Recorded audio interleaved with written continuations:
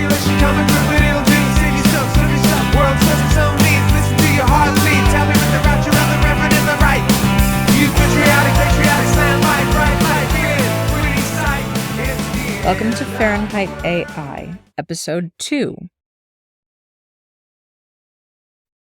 Please like and subscribe to Fahrenheit AI. This episode is about illusions. We're going to start with the Mona Lisa. I imported the original image in grayscale, and I used the describe function to have MidJourney generate a recognizable version of the Mona Lisa. I'm still determining how to reference images. Hopefully that will be coming soon. I have attempted to do a double blend. I used the Mona Lisa in the first and the second image. MidJourney will give you a warning that you are breaking the rules. I'm trying to understand why exactly. I didn't see anything in particular regarding the reasoning.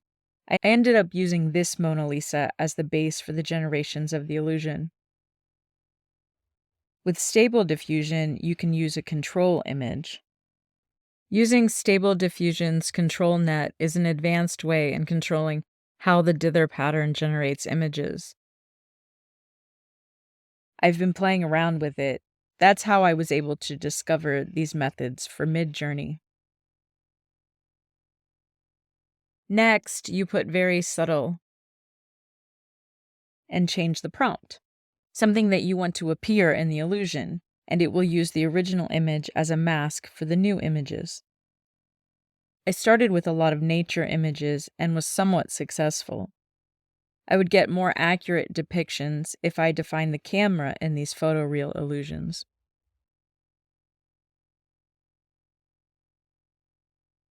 The most successful Mona Lisa I achieved through the experiment is this one, with the stream over the rocks with a long exposure. Some of the others, while graphically attractive, again had these weird shadow spots around her hairline and neckline that weren't hidden in the illusion. This one was probably the closest, but the way the horizon dropped in the middle and those weird red dots made it seem very unlike the Mona Lisa. The following design was the Great Pyrenees. I used a Great Pyrenees black and white outline and got an excellent reference image. Oddly enough, I spelled the word Pyrenees wrong, and it still gave me good images. I tried to use a sheep herd as the illusion, and it wanted to put a sheep as the main character because sheep in multiple and sheep in singular is the same word. I kept generating different prompts until I arrived at this one. The shadowing along the cliffs in the image depicted the Great Pyrenees. Then I zoomed out to see what that might look like from a distance, which is really clever because as you get away from these illusions, they look more accurate to the original. By doing the zoom out, I saw the effect of moving away from the illusion. As an experiment, I added the original prompt words back to the illusion, Pyrenees, and I was able to get some really cool mountain effects. It's a fascinating animal because he's built to be a guardian. He's made to be the protector. This gives him a character trait of thinking of something outside of himself, which is intrinsically a compassionate, empathetic trait attributed to beings of this planet, humans, and the animal world.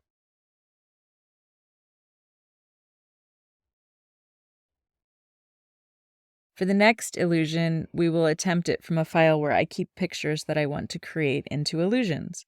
I've loaded it in, and I've hit the describe function. Let's go ahead and push generate all 4, and then let's check out some of these artists that MidJourney is referencing.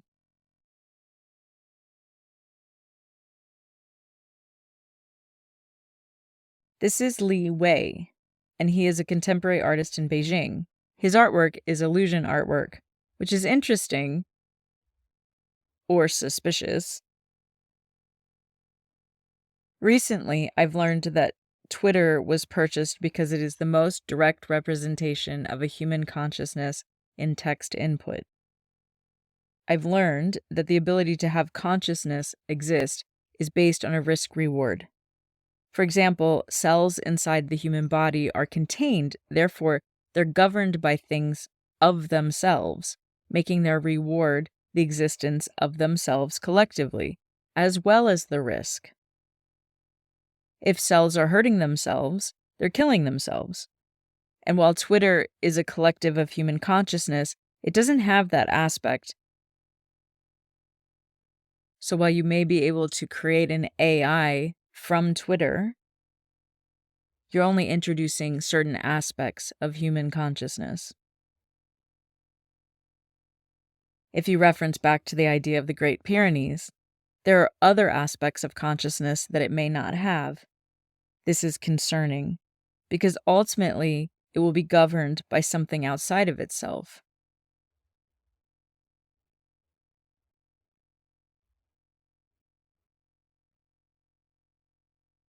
Now I'm blending the original image I liked and some of the description generations to get closer to my original. This is done by photo capturing the screen. Ultimately, my goal is to return as much as possible to the original image, although sometimes I need to remind myself to let go a little bit. MidJourney and AI generators could be better at hands. They tend to put too many fingers or too few fingers. If you imagine the training data that it's using to generate, it can be problematic because fingers move around very quickly. Scanning across many images would be hard to determine precisely how many fingers a human hand has unless it was given that restriction. As I go through blending some of these, I'm checking to see if anything is generated to spark an idea. You can go into an illusion with a very specific idea. Generally, those are the most successful. Other times, more frequently lately, I have been going through this experience more open-minded to see what the collaboration of my experiments and MidJourney will present. For example, I just turned one hand into a turkey. It looks very much like the child's game of creating the turkey from your hand. The generation of the turkey is pretty cool. The one in the upper right corner has a head and a body and might have feathers. We're going to upscale and see if we can continue to create that illusion. We're going to add some photoreal aspects to the turkey. Now it has feathers and it has a head, it has a body, but it's very dark. Let's do a variation where we tell it to be more colorful.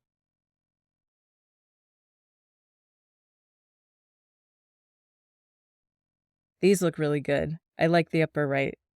Next, I enlarge and I save.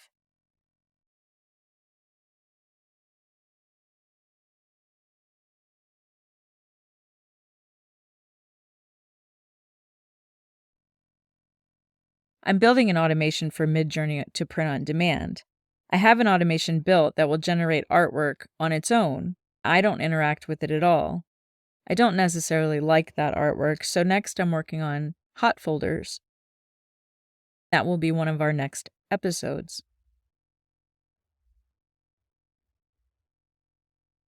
For our next illusion project, I would like to try something simple, like a smiley face, and something more complex.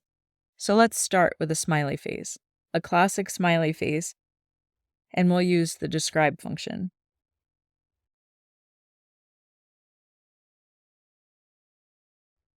And let's use the Arizona Monument Valley mittens. We've generated describe function on both. Let's check out some of the art references on the smiley face. As I'm going into the art references, Google is offering me a new AI experience to explore these topics. I'm going to turn on this search generative experience and agree to the terms and conditions. This is really interesting. It's giving me a Google overview. There's a reference to his artwork, and I can ask follow-up questions. Okay, let's see who else was listed.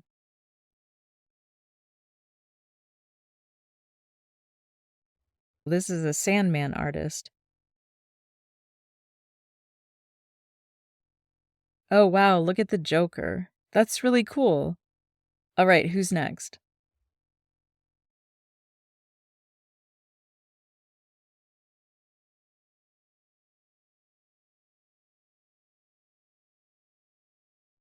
It's interesting how it's incorporating that kind of aesthetic.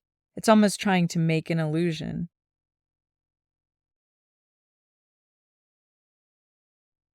That's a more interesting user experience for Google search.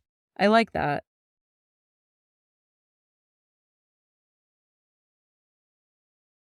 For the mittens, it didn't give me any references. I'm looking for a classic smiley face. There's one. Going into this, I'm still figuring out what I want to generate as far as an illusion for the smiley.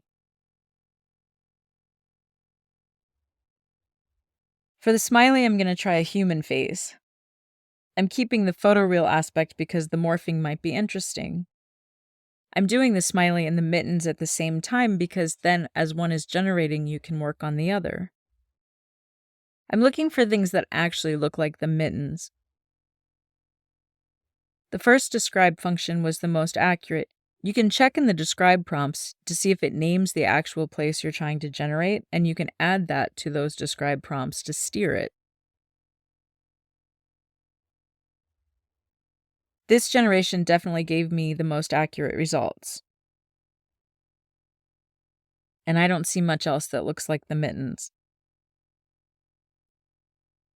For the mittens, I will try hand waving, mugs sitting on a table,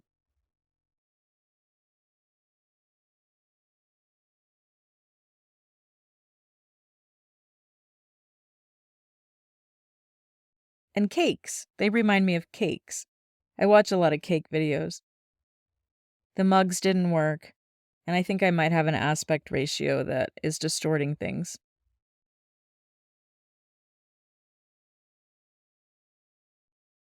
The diner was amazing.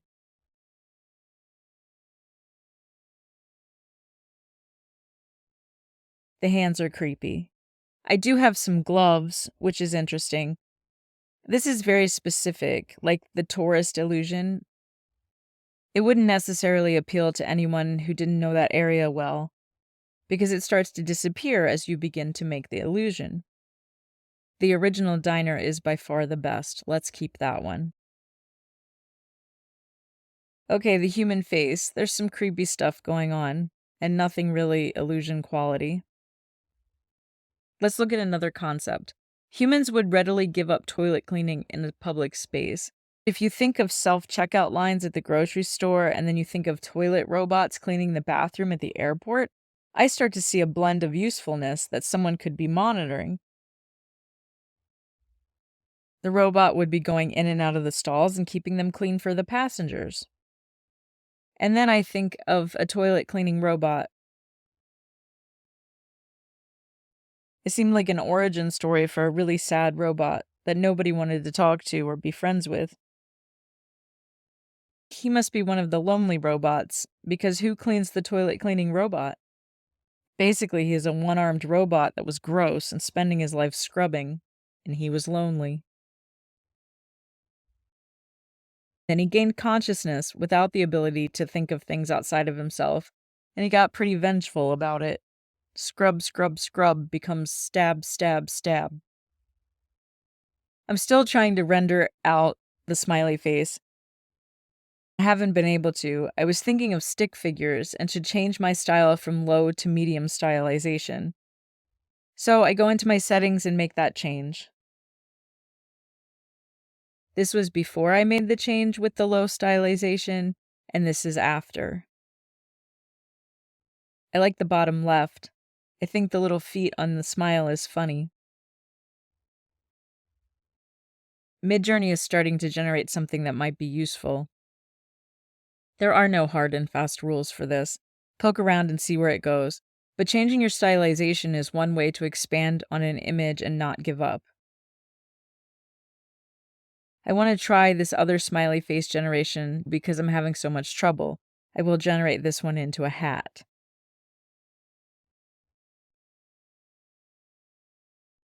There are some exciting things in there, but the bottom right is definitely what I envisioned. Let's try and make that more specific. Let's try a top hat.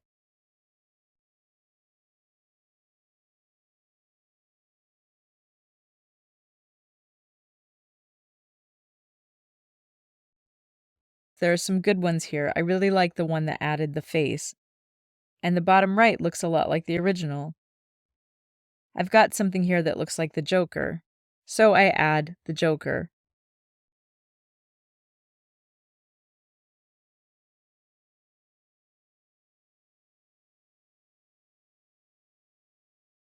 Here's my Jokers. There's a couple of good ones there.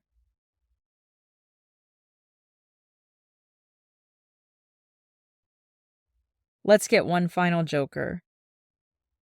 Sometimes you can generate a prompt twice to strengthen the concept. And here's the final Jokers. Thanks so much, you guys. And